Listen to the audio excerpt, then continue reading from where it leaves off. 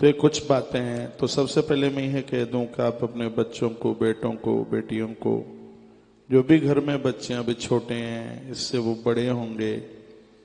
कुछ ऐसे मेरे भाई लोग हैं अभी लॉकडाउन के समय में जिनकी नौकरी उनके हाथ से चली गई है और कहीं कोई उन्हें काम नहीं मिल पा रहा है और वह मानसिक तनाव से बहुत ज़्यादा अपने आप को बिल्कुल एक परेशानी में महसूस कर रहे हैं।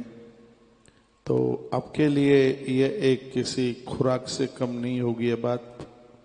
तो आप जन यह सुन लें, आपको अच्छा लगेगा, ठीक लगेगा, बढ़िया लगेगा। मैं अपनी बात को यहाँ से शुरू करता हूँ कि एक सफल होने के लिए, एक कुछ प्राप्त करने के लिए, कुछ हासिल करने के लिए, समाज में अपनी एक पहचान बनाने के लिए मानवीय जीवन धारण किया है और सत्य में उसकी संपूर्ण समग्रता को प्राप्त करने के लिए यदि हम ऐसा कुछ कर लें तो उसके परिणाम ठीक ही रहेंगे। सबसे पहली बात है, सदैव बड़ा और विशेष सोचिए, घटिया नहीं, सोच बढ़िया हो। हमारे अंदर जो होगा वही बाहर निकल करके आएगा और अंदर जो होगा वही तो हम बन जाएंगे। इसलिए सोच बढ़िया भी हो और बड़ी भी हो, विचार बढ़िया हो, सोच बढ़िया हो। जो भी कोई प्रधानमंत्री बना है उसके हृदय में ये बात आई होगी कि मुझे देश का प्राइम मिनिस्टर बनना है। उसने यह सोचा होगा कि मुझे इस देश का कुछ बनना है। पहले उसके हृदय में जो बात आई है, कभी स्कूलों में पूछा जाता था बच्चों को, वो खड़े होकर के जवाब देते थे कि मैं डॉक्टर्स बनूंगा, मैं इंजीनियर बनूंगा। और लोग जो बने हैं पहले उन्होंने अपने हृदय में उसको सोचा है। मैं सबसे पहली बात आपके बीच में मैं जो रख रहा हूं, आप जो बनना चाहते हैं सबसे पहले आप ये देखिए कि उसमें आपका इंटरेस्ट है कि नहीं। मान लिया जाए कोई प्रदेश का मुख्यमंत्री बनना चाहे, मान लिया जाए हम प्रदेश के मुख्यमंत्री बनना चाहें और हमारी योग्यता गांव के प्रधान सरपंच भी बनने के लायक नहीं है, तो यह इस बात के लिए जरूर यह विचार कीजिए कि जिस बात को आप सोच रहे हैं क्या उसमें आप उत्साहवर्धक हैं, क्या उसकी आपको जानकारी है, क्या उसका आपने कोई प्लेटफार्म बना करके तैयार किया है क्या। यदि उसमें आपकी रुचि है तो आप मेहनत करने में लग जाइए। और ये बात मैं बहुत बार बोलता हूं, जितना संघर्ष होगा जीत भी उतनी ही बड़ी होगी। जितनी मेहनत होगी परिणाम भी उसके उतने ही बड़े होंगे। ये मन में जरूर विचार कीजिए। आपको क्या करना है, ये बच्चों को भी आप जब उनका एडमिशन आप दिलवाते हैं तो पहले उनको भी ये पूछिए कि उनका इंटरेस्ट काय में है, उनका चस्का है, स्वाद उनका काय में है। मान लिया जाए उसको बायोलॉजी अच्छी लगती है, आप उसको आर्ट्स दिलवाना चाहते हैं। उनको मैथ अच्छी लगती है, उसको आप कुछ और दिलवाना चाहते हैं। एक बार उसके हृदय को समझिए, उसकी ये सुनिए चॉइस। अगली बात मैं आपको ये निवेदन कर रहा हूं इस सफलता में कि अपने आप को संतुलित बना करके रखें। जीवन में बहुत उतार चढ़ाव आएंगे। जिन्होंने बहुत कुछ हासिल किया है तो बहुत उतार चढ़ाव आते हैं और आप यह देखेंगे जब हम हिमालय की तरफ जाते हैं और ऊंचाई पर चढ़ते हैं तो गाड़ी ऊंचाई पर ऐसे ही नहीं चढ़ जाती। कभी भी आप अनुभव करके देखिए, पहाड़ों में आप जाइए जहां आपकी कार बहुत ऊंचाई पर जाती है चढ़ के, तो वह बहुत बार नीचे जाती है, फिर ऊपर जाती है, फिर नीचे जाती है और फिर ऊपर उठती है और फिर वह नीचे जाती है। जब गाड़ी ऊपर उठती है तो वह खतरा होता है कि पीछे बैक ना हो जाए। ऊपर चलने वाली गाड़ी के खतरे बहुत ज्यादा होते हैं, बैक ना हो जाए। तो बढ़िया सा वह ड्राइवर है, वह क्लच के ऊपर ध्यान देता है, ब्रेक के ऊपर ध्यान देता है। ये क्या है, ये आपके जीवन के उत्थान में जो उतार चढ़ाव आ रहे हैं उसमें ये संयम है। उस समय आप अपने संयम को बना करके रखिए। मेहनत करने वालों की कभी हार नहीं होती और मान लिया जाए आप असफल भी हो रहे हैं, तो उसका अर्थ आप जानते हैं सफल होने का मतलब क्या है? गाड़ी पीछे बैक मारी है, इसका मतलब आपने ब्रेक ठीक से नहीं लगाया था, आपने क्लच को ठीक से यूज नहीं किया था। और असफल होने का मतलब मेरे दिमाग में, मेरे अनुभव में, मेरे चिंतन में असफल होने का मतलब है सफलता के लिए पूरा जोर नहीं लगाया गया था। दोबारा से उसको कोशिश कीजिए, हिम्मत हारिए नहीं, हारिए ना हिम्मत, बिसारिए ना हरि नाम। भगवान का सहारा लेकर, आपने देखा हो हम बहुत छोटे हुआ करते थे तो खेत में वो बिजली के पोल खड़े होते थे और वो रस्सियों से वो लाइट के वो खम्भे वो खड़े किए जाते थे, वो बोला करते थे, उनमें एक जो आगे रस्सी को पकड़े हुए खड़ा होता था वो बड़ी जोर से बोलता था, जोर लगा के होई सा। ऐसे बोलते थे, जोर लगा के होई सा, जोर लगा के होई सा। जब वो एक बोलता था जोर लगा के होई सा, तो वो इतनी ताकत लगाते थे कि बिजली का खम्भा बिल्कुल उठ ही जाता था। मैंने बहुत बार कहा है कि कभी आप शरीर से पराजित हो जाते हैं, आपका मन मजबूत है, आपको सफलता मिल जाएगी। और आप मन से पराजित हो गए हैं तो भले ही शरीर का वजन 150 क्विंटल का क्यों ना हो, 150 किलो का क्यों ना हो, हमें वहां बिल्कुल भी सफलता नहीं मिल सकती है। तो मन के हारे हार है, मन के जीते जीत। अपने मन को मजबूत कीजिएगा और अपने आप को संतुलित बना करके रखिएगा, सफलता आपके हाथ देखिए लगेगी। असफल होने से कभी डरे नहीं, सफलता के लिए प्रयास पूरे मन से करें। उसमें कितनी भी आपको ताकत झोंकनी पड़े, कितना भी आपको संघर्ष करना पड़े, लेकिन उस संघर्ष से आप पीछे मत हटिए, आपको सफलता मिल जाएगी। और भी एक और बात मैं आपको कह रहा हूं, आप जहां भी खड़े हैं, चाहे आप परिवार में हैं, चाहे आप ऑफिस में हैं, दफ्तर में हैं, आप रास्ते में बस में हैं, ट्रेन में हैं, जहां भी आप हैं, यदि आप अपनी सफलता चाहते हैं तो कृपया झगड़े से बचें। अपना स्वभाव झगड़ालू ना बनाइए। माँ बाबू जी से झगड़ा कर बैठते हैं, पत्नी से झगड़ा कर बैठते हैं, बच्चों से भी झगड़ा कर बैठते हैं, अपने बॉस से भी झगड़ा कर बैठते हैं। हमारे ग्रंथों में लिखा है घाटा हो जाएगा, न वही विरोध है नहीं कल्याणा। 9 के साथ जो एक विरोध की बात बताई, उसमें आपका स्वामी भी तो है, उसमें आपका वो मालिक भी तो है जिसके अंडर में आप काम कर रहे हैं। तो अपना स्वभाव इतना बढ़िया बनाइए, ठीक से बनाइए, आपका स्वभाव झगड़ालू ना हो। बहुत लोग बड़े लड़ाकू होते हैं, बात भी ऐसा करते हैं कि वाण का जितना प्रभाव ना हो उससे ज्यादा तो प्रभाव उनकी वाणी का होता है। ऐसी वाणी बोलिए मन का आपा खोए, औरन को शीतल करें आपो शीतल होए। मुस्कुराते हुए बात कीजिए, लोग लालायित रहें आपके 2 शब्द सुनने के लिए। इतने मधुरभाषी बनिए, इतना मीठा बोलिए, आप लोगों का हृदय जीत लें। देख लीजिए सफलता तो आपके पांवों को चूमेगी, आपके कंठ का हार बन जाएगी। लोग आपको कभी अपने आप से अलग करने की सोचेंगे भी नहीं। अपना स्वभाव तो ऐसा बनाइए, झगड़े से हमेशा बचिए। हम राम जी को सुनते हैं, क्यों सुनते हैं हम राम जी को? राम जी का स्वभाव देखिए, सामने वाला महात्मा इतना क्रोध करता है, वो कहता है जिसने धनुष तोड़ा है उसको बाहर निकाल दो, नहीं तो नत मारे नहीं तो नत मारे जाइए सब राजा, मैं सबको मार डालूंगा। आप कहीं खड़े हों और कोई ये ऐसी बात कर दे, देखिए कितना सब बुरा सा लगता है। लेकिन महाप्रभु राम भगवान उस भीड़ में से निकलते हुए आए और कहा, हे गुरुवर, हे गुरुदेव, जिसने इतनी बड़ी गलती की है वो अपराधी दास आपका ही है। ये सफलता का एक सूत्र है, गलती की है उसका एहसास कर लीजिए, गलती को छिपाइए मत। चाहे घर में की है, ऑफिस में की है, बड़ों के सामने की है, कहीं भी की है, पहले गलती करने से बचिए। और गलती हो गई है उसका एहसास कीजिए। सफलता के सूत्रों में एक ये भी सूत्र है। प्रभु राम कहते हैं, अपराधी में दास तुम्हारा, प्रभु अपराध मैंने किया है, नाथ संबोधन भंजन हारा, होइए कोई एक दास तुम्हारा। जिसने इतनी बड़ी गलती कर दी वो है कोई आपका ही दास है गुरुवर, वो आपका ही दास है। राम जी की सरलता देखिए, कोई भगवान ऐसे ही नहीं बन जाता, कोई ईश्वर ऐसे ही नहीं बन जाता। परमात्मा तो इंसान बन करके आए थे, लेकिन इंसान भगवान बनता है, वो कैसे बनता है? एक बार आप प्रभु राम को जरूर पढ़िए। राम को आप पढ़िए। राम वे हैं जो केवट के ऊपर विष्णु करते हैं।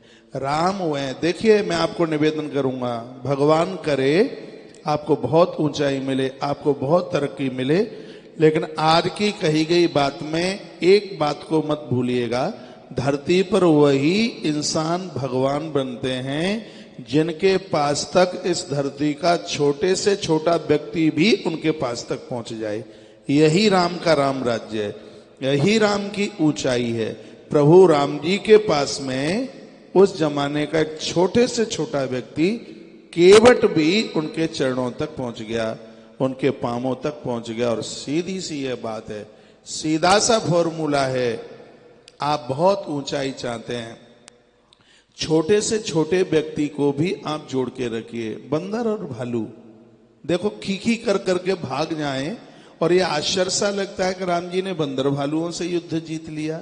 हाँ, इतने छोटों को आप अपने गले से लगाओगे, अपना मानोगे, आपको बड़ा बनने से कोई रोक नहीं सकता। देवताओं में गणेश की पूजा सबसे पहले होती है। क्यों होती है? क्योंकि गणेश का वाहन सबसे छोटा है चूहा। और सीधी सी बात है, आप इतने सरल बन जाएं, छोटे से छोटा व्यक्ति भी आपको सहन कर ले, उसके लिए भी आप समाहित हो जाएं, इस धरती के एक प्रमुख व्यक्ति में से आप एक हो जाएंगे। लेकिन छोटे से छोटा व्यक्ति कौन आपको सहन कर पाएगा? तुम्हारे माता पिता तुम्हें सहन नहीं कर पा रहे हैं, तुम्हारी पत्नी तुम्हें सहन नहीं कर पा रही है, तुम्हारा पति तुम्हें सहन नहीं कर पा रहा है, घर में ही बवाल मचा हुआ है। अरे भैया, समाहित होने की कोशिश कीजिए, सरल बनिए, सीधे बनिए, अकड़ ऐट मत दिखाइए।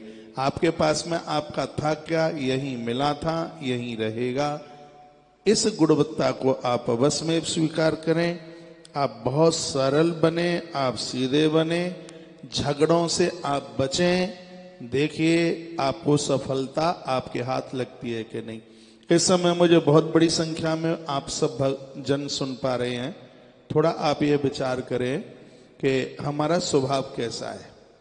ऑफिस में हमारी ही छुट्टी का नंबर क्यों आता है, किसी और का क्यों नहीं आ रहा? इसके कई कारण हो सकते हैं। हम देरी से पहुंचते हैं, पहले वहां से जाने की कोशिश करते हैं, हमारा व्यवहार ठीक नहीं है, हम ठीक से बोलते नहीं है, और हम समय से काम करके नहीं देते, हम समय पास करते हैं, हम घड़ियां देखते हैं, हमारा व्यवहार ठीक नहीं है, हम चीखते हैं। ऐसा भी हो सकता है कि हम उस ऑफिस में, दफ्तर में, हम अपने से बड़ों का हम आदर नहीं कर पाते। और ये सब बातें असफल होने की हैं, चाहे आप घर में रहें, चाहे आप बाहर रहें। एक बेटा ऐसा होता है जिसके लिए माता पिता दिन रात रोते हैं, उसकी वो अच्छाई ही तो है, उसकी वह विशेषता ही तो है। राम जैसा महापुरुष जिसके लिए महाराज दशरथ कहते हैं कि ये तू करती क्या है?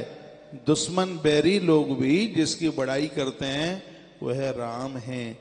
इन देवों को पढ़िए, इन भगवान को पढ़िए। मैं एक बार पुनः ये कहकर आगे बढ़ रहा हूं, आप अपनी तरक्की चाहते हैं, अपना उत्थान चाहते हैं, तो कृपया झगड़ों से बचिए। झगड़े में वृद्धि कभी किसी की आज तक नहीं हुई। दुर्योधन बहुत बड़ा सम्राट होता यदि वो झगड़ों से बचता रहता तो, लेकिन उसका स्वभाव खोटा था, उसको झगड़ा ही चाहिए। बहुत लोग ऐसे होते हैं, वो सब जगह लड़ते हैं, घर में लड़के जाएंगे, बस में लड़ेंगे, दफ्तर में लड़ेंगे, अपने बॉस के साथ लड़ेंगे, मालिक के साथ लड़ेंगे, ड्राइवर के साथ लड़ेंगे, और जो मिलेगा उसके साथ वो लड़ते ही रहेंगे। तो आप जानते हैं, जहां कुमति तहां विपत्ति। विपत्ति का मतलब बस इतना ही सा नहीं है कि खाने को रोटी के टुकड़े ना रहे। आप बॉदरेशन में जी रहे हैं, आप डिप्रेशन में जी रहे हैं, तो मुझे लगता है कि ये बहुत बड़ी विपत्ति का पहाड़ है। और जब हमारा स्वाद झगड़ालू होगा तब फिर वह ऐसा ही तो होगा। आप अपना प्रोग्रेस, आप अपना उत्कर्षता यदि चाहते हैं, मैं हूं, आप हो, कोई भी हो, तो अपने स्वभाव को ठीक कीजिए और झगड़ालू मत बनिए। और आप एक विशेष व्यक्तित्व के साथ एक बहुत बड़े आदमी आप बनना चाहते हैं, तो एक बात मेरी और सुन लीजिए, वो ये है कि एक नई योजना बनाइए। आपको क्या करना है उसको ठीक से उस पर परिपक्व होइए, निशाना ठीक से लगाइए, पहचानिए उसको कि आपको बनना क्या है। ये नहीं पात पात पर, डाल डाल और पात पात पर, ऐसा नहीं। ठीक से विचार कीजिए और फिर कदम बढ़ा दीजिए, फिर चलते रहिए, चलते रहिए। अब आप कहोगे हम चलेंगे असफल हो गए, तो मैं निवेदन करूंगा, चाहे आप पूरब में चल रहे होंगे, चाहे आप पश्चिम में चल रहे होंगे, यदि आपने चलना सीखा है तो आप दूरियां तय उस समय जरूर कर रहे होंगे। ठीक है, हो सकता है आप निष्फल हो सकते हैं, लेकिन सफलता की भी कुंजी निष्फलता में, असफलता में ही छिपी हुई है। कितने बार आप असफल होंगे, इसके साथ आप समझौता मत कीजिए, उसके साथ ताल ठोक करके खड़े रहिए, योजनाएं बनाइए। और एक अगली बात मैं आपको निवेदन कर रहा हूं, अपनी सोच सकारात्मक। आप होशियार बने, आप चालाक नहीं बने। बहुत लोग बड़े कौए से भी ज्यादा चालाक होते हैं, अपना काम बनाने में बड़े माहिर होते हैं। हमारा काम ठीक ठाक होना चाहिए, वो किसी के काम नहीं आ सकते। किसी के काम जो आए उसे इंसान कहते हैं। कभी किसी के लिए जीवन जीने की तो कोशिश कीजिए, परमात्मा आपकी सफलता के लिए कपाट खोल देगा। प्रकृति तो आपको वरदान देने के लिए खड़ी है। कल भी मैं निवेदन कर रहा था, आज एक बार फिर मैं कह रहा हूं, पात्रता तो होनी चाहिए उसके लिए। अपनी सोच को सकारात्मक रखिए, सोच बढ़िया हो, सोच सतोगुणी हो, सोच सबका आदर करने वाली हो, सोच सबका मान करने वाली हो, सोच सबका सम्मान करने वाली हो। देखिए आप सफल होकर कहां से कहां पहुंच जाएंगे। और अगली एक बात और मैं आपके बीच में रख रहा हूं, कितना भी घाटा हो जाए, नौकरी छूट जाए, जो भी ये कुछ हुआ है, कृपया निराश होने की कोशिश मत कीजिए, निराश मत होइए। इतनी बड़ी असफलता में भी धर्मराज युधिष्ठिर को पढ़िए, वह कभी अपने आप में निराश नहीं हुए, इसलिए वह युधिष्ठिर है। आप युधिष्ठिर को पढ़िए, कितनी दिक्कतें हैं, कितनी परेशानी है, लेकिन वह अपने आप में निराश नहीं है। और आप जब निराश नहीं होंगे तो याद रखिएगा कि आपकी आशा एक बहुत बड़ी सफलता के पहाड़ पर तुम्हें ले जा करके खड़ा कर देगी। और एक अगला सूत्र मैं आपके बीच में और कह रहा हूं, वो ये है, कृपया अपने अंतर मन की आवाज जरूर सुनिए। हृदय में आत्माराम भगवान बोलता है, और लोग कभी औरों की सुनते रहते हैं लेकिन अपने मन की नहीं सुनते। कभी अकेले में बैठकर आंख बंद कर, नेत्र बंद करके अपने अंतर मन की बात सुनिए। कभी आप पत्नी से झगड़ जाएं, या मेरी माताएं अपने पति से झगड़ जाएं, कभी अपने माता पिता को आप जवाब दे दें, और जब आप अकेले में बैठे हैं कभी भी अनुभव करके देखिएगा, अंदर से आवाज आएगी, रे तू कैसा आदमी है, तेरा स्वभाव कैसा है, तूने माँ बाबू जी का अपमान कर दिया, तेरी पत्नी दिन रात काम में लगी रहती है, कितना उसके पास काम होता है, तुझे तो संडे सैटरडे को भी छुट्टी मिल जाती है, बेचारी सुबह 4 बजे से लेकर रात को 11 बजे तक लगी रहती है, और उसको तूने गालियां दे दी हैं, उसका तूने अपमान कर दिया। मित्र जो सर्वभावेन आपके लिए समर्पित है, उससे भी आप झगड़ जाते हैं। जब जब आप अकेले में बैठते हैं तब तब आपके अंतर मन से एक आवाज आती है, ये तुमने ठीक नहीं किया है। और याद रखिएगा, जिसने अपने अंतर मन की बात सुनी है वह द्वारा गलती नहीं करता, और जो द्वारा गलती नहीं करता उसकी सफलता को कोई रोक नहीं सकता। इसलिए इन सूत्रों में मैं निवेदन करना चाहूंगा, कृपया अपने अंतर मन की बात सुनिए, अपने अंदर की आवाज सुनिए। आपके जो अंदर की आवाज है वो किसी के आशीर्वाद की आवाज है, वो आत्मा राम की आवाज है, वो प्रकृति का एक ईश्वर है, उसको जो चलाने वाला है उसकी आवाज है। एक बार उस आवाज को भी सुनिए। और आज की बात में ये मैं 9वां सूत्र आपको कह रहा हूं, मन को मजबूत बना करके रखिए। कितना भी घाटा हो जाए, कितना भी दिक्कत परेशानी आ जाए, आप मन को मत हिलने दीजिए। मन यदि आपका मजबूत है तो सफलता आपसे दूर नहीं है, सफलता तुम्हारे दरवाजे पर, तुम्हारे मकान की कुंडी खटखटा रही है, किवाड़ खटखटा रही है, वो बाहर तुम्हारी प्रतीक्षा कर रही है, तुम्हारा इंतजार कर रही है। और एक बात और मैं आपको निवेदन करना चाहूंगा, मैं ज्यादा टाइम आपको ले नहीं पाऊंगा। कथा के बाद में मैं थोड़ा किसी काम, बस एक दो काम ऐसे थे। एक तो एक वृक्षारोपण का काम आरंभ होने वाला है, उसके लिए मुझे आगरा जाना था और उधर ही मुझे एक अस्पताल में किन्हीं को देखने को भी जाना था। तो दो काम करके मैं लौटा हूं। कथा के बाद में, प्रवचन के बाद में कुछ काम निपटाए, उसके तत्पश्चात मैं 5:30 बजे यहाँ से निकला और लगभग मैं 8:30 बजे तक मैं लौट के आया हूँ। 5:15 5:30 निकला हुआ हूँगा। तो आते ही मैंने 1 घंटा सभी भक्तों के फोन सुने हैं। उसके तत्पश्चात इधर का टाइम हो गया है। फिर मैं भागता भागता सीधे सीधे बस आपसे जुड़ने के लिए मैं सीधा इधर चला आया। मैं 10वें नंबर की बात आपको बोलता हूं, वो ये है, कृपया अपनी आलोचना को स्वीकार करें। हाँ, कोई कमी है उसको स्वीकार करें। जो आपकी आलोचना कर रहे हैं बुरा मत मानिए, अपने आप में सुधार कीजिए। महापुरुष क्या कहते हैं, निंदक नियरे राखिए आंगन कुटी छवाए। निंदा करने वाले लोगों को तो अपने आंगन में जगह दे दो। ये तो 2-4-5 हजार रुपया तनख्वाह लेकर के भी मिल जाए तो भी ठीक है, ये तो फ्री में रह रहे हैं तो बड़ी करुणा कर रहे हैं। निंदा करने वाले, निंदा करने वाले ये तुम्हें सावधान कर रहे हैं, तुम्हें तुम्हारी गलतियों का एहसास कर रहे हैं।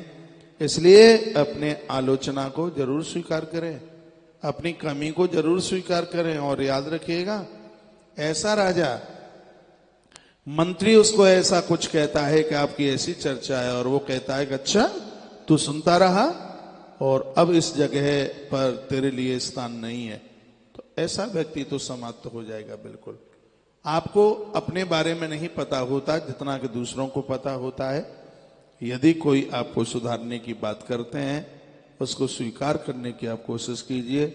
और अगली बात मैं आपको कह रहा हूं, यदि पूर्ण सफल होना आप चाहते हैं तो घर के एक एक मेंबर के पास, आप जॉइंट फैमिली हैं, आपके घर में 5, 10, 15 लोग हैं, सबके पास बैठिए, सबके हृदय को जीतिए, सबके मन को जीतिए। पत्नी के पास बैठिए, बच्चों के पास बैठिए, माँ बाबूजी के पास बैठिए, बड़े भाई के पास बैठिए, छोटे भाई के पास बैठिए। छोटा भाई है उसका मस्तिष्क सूंघिए, बड़ा भाई है उसके चरण छूइए, माँ बाबूजी का आशीर्वाद लीजिए, पत्नी को स्नेह कीजिए, बच्चों के ऊपर दुलार कीजिए। ये सब लोग आपके सहयोगी बन जाएंगे। मैं निवेदन करना चाहूंगा, परमात्मा भी इस धरती पर आया है तो उसको सहयोगी की आवश्यकता पड़ी। प्रभु श्री राम जी को सुग्रीव और हनुमान की आवश्यकता पड़ती है। और याद रखिए, इस धरती के अधर्म को समाप्त करने के लिए भगवान श्री कृष्ण को भी अर्जुन जैसे एक किसी मेधावी पुरुष की आवश्यकता पड़ती है, जिन्होंने बहुत ऊंचाइयां प्राप्त की हैं। जरूर उनका कोई न कोई सहयोग करने वाला था, इस बात को मत भूलिएगा। यह परिवार आपका सहयोग करेगा, भले ही चूल्हा चौके अलग हो गए हैं, आपका भाई आपका सहयोग करेगा, आपकी पत्नी आपका सहयोग, आपके माँ बाबूजी भी आपके सहयोगी बनेंगे। सब आपको ठीक रखिए। घर से जाते हो इन सब से मिल के जाइए। घर में आप आते हैं तो इनसे आकर के मिलिए। आश्रमों का वातावरण इतना अच्छा लगता है क्योंकि वो सब पास पास भोजन करते हैं, पास पास बैठते हैं, एक दूसरे से मन की बात करते हैं। लेकिन तुम तो आई नहीं, सीधे अपने कमरे में घुस गए। पत्नी ने वहीं लाकर तुम्हें 2 फुलके दे दिए, वहीं तुम्हारी व्यवस्था कर दी। एक घर में रहते हुए मेरे युवान भाई लोग 4-4 दिन क्या, पूरे हफ्ते तक माँ बाबूजी से नहीं मिल पाते। तो ये हमारे स्वयं के लिए एक दुर्भाग्य है। तो मैं एक बार पुनः निवेदन करना चाहूंगा, यदि आप अपने जीवन की पूर्णता के रूप में एक सफलता चाहते हैं तो घर के एक एक मेंबर से बात कीजिए, विवाद मत कीजिए, संवाद कीजिए, छोटों को दुलार कीजिए, बड़ों का आशीर्वाद लीजिए और उनसे अपने हृदय की बात कीजिए। और मैं एक बात निवेदन करना चाहूंगा, जो लोग अपने हृदय की बात, अपने मन की बात अपनों को नहीं बता पाते, ऐसे लोग डिप्रेशन में पहुंच जाते हैं। ऐसे लोग तनाव युक्त जीवन जीते हैं और वह जीवन किसी नरक से कम नहीं है। आपके हृदय में क्या चल रहा है? आपको कष्ट है, आपको दुख है, आप अपने हृदय की बात किन किन को बता सकते हैं जो आपका सहयोग करेंगे? अपने मित्र को अपने मन की बात बताइए, अपनी पत्नी को अपने मन की बात बताइए, अपने भाई को अपने मन की बात बताइए, अपने माँ बाबूजी को अपने मन की बात बताइए। बेटा बराबर का है तो अपने मन की बात पुत्र को बताइए, और कहीं गुरुजनों से आप जुड़े हैं तो अपने मन की बात अपने गुरुजनों को बताइए। डिप्रेशन जैसा शब्द हमारी जिंदगी की डायरी से विलग हो जाएगा, अलग हो जाएगा। जो लोग बक नहीं है, बोलते नहीं है, अपने हृदय की बात किसी को बताते नहीं है, ऐसे लोगों को कोमा तक जाने की जरूरत पड़ जाती है। आपकी सफलता के लिए आपके ही घर के लोग तैयार खड़े हैं। राम रावण के साथ यदि विजय प्राप्त करते हैं तो उसमें लक्ष्मण का एक बहुत बड़ा हाथ है। मैं एक बार पुनः निवेदन करना चाहूंगा, घर की कलहता, घर के झगड़े, घर का ये कलह का वातावरण लोगों के उत्कर्ष, लोगों की प्रोग्रेस को ये रोक देता है। धर्मराज युधिष्ठिर जैसा महापुरुष इस धरती पर 10,000 वर्ष तक भी राज्य करता तो कोई बहुत बड़ी बात नहीं थी। युधिष्ठिर सिर्फ 36 वर्ष तक ही राज्य कर पाए, वह भी परिवार अपना ही था, ये सब लोग अपने ही थे। लेकिन ऐसा तनाव हुआ, ऐसे झगड़े हुए और ऐसा कलह हुआ कि जो होना था और वह नहीं हो पाया। आप अपना उत्कर्ष चाहते हैं, आप अपनी प्रोग्रेस चाहते हैं, तो आप हिम्मत ना हारें, संघर्ष करते रहें। कितनी भी बार आपको असफल होना पड़े, आपकी सफलता की सड़क असफल के चौराहे से ही निकल करके जाती है। आप घबराइए मत, आपको निश्चित रूप से आपको सफलता मिलेगी। अपना व्यवहार ठीक करके रखें, परिवार में सबको बात करें, माँ बाबूजी के चरणों में वंदन प्रणाम, और आप सबको स्नेहात्मक जिंदगी के साथ अपने जीवन का निर्वहन करें। आप देखिएगा आपको निश्चित रूप से सफलता मिलेगी। अपनी योजनाओं को ताकत दें, जो आपने अपने मुंह से कहा है उसको पूरा करने की पूर्ण रूप से कोशिश करें। ये सब बातें आपको बिल्कुल सफल बना देंगी। कल हम चर्चा करेंगे बच्चों के लिए विद्यार्थी जीवन किसी महात्मा की जिंदगी से कम नहीं है, कितना वह कसौटी से भरा हुआ जीवन है। तो कल बच्चे जरूर इस विद्या प्राप्ति के उसे गोपनीय मंत्र को आप सुने, जहां संपूर्ण विद्या ईश्वरीय वरदान बनकर इन बच्चों के हृदय में चल करके आएगा। कल हम बच्चों की बात करेंगे और परसों के दिन चर्चा करेंगे। आपके बेटे युवान हो रहे हैं, आपके घर में कितनी बढ़िया बहू चल के आए, आपकी बेटी कितने अच्छे घर में जाए। मेरी बहनें किस प्रकार से चुनाव करें अपने गृहस्थ की पहली सीढ़ी पर पांव रखने के लिए, यह चर्चा भी परसों के दिन होगी। कल विद्यार्थियों के लिए, कल बच्चों के लिए वो किस प्रकार से योग्य बने। धन बाद में है, योग्यता पहले है। आप अच्छे उद्योगपति कैसे बन पाएंगे, आप अच्छे बिजनेसमैन कैसे बन पाएंगे, आप अच्छे कोई अधिकारी कैसे बन पाएंगे, ये कल की इस बात में बहुत ठीक से इस बात को कहा जाएगा। तो आज हम इस सफल होने के उपाय युवा संजीवनी में आज इतनी सी ही बात रहेगी। मैं आप सबको प्रणाम करता हूं। आइए 2 मिनट भगवान के नाम के साथ आज की सभा को हम विरामता की तरफ लेके जा रहे हैं। इस समय में भी बहुत बड़ी संख्या में आप इस प्रोग्राम को देख रहे हैं। प्रोग्राम तो 15 से 20 मिनट का है, लेकिन ये 30-35 मिनट तो रोज हो ही जाता है, क्योंकि फिर हाथ में माइक आ जाए तो माइक छोड़ने का तो फिर मन करता ही नहीं है। ऐसी आदत में है, ऐसी अभ्यास में है। आप बहुत बड़ी संख्या में इस समय भी आप भक्त लोग सुन रहे हैं। तो यदि यह प्रोग्राम आपको अच्छा लगता है, ठीक लगता है, तो इसको आप लाइक करना मत भूलिए और चैनल को सब्सक्राइब जरूर करें। यहाँ से कही गई ये छोटी छोटी बातें वर्तमान समय में मेरे युवान भाई बहनों को एक बहुत बड़ी ताकत ये छोटी छोटी बातें देंगी।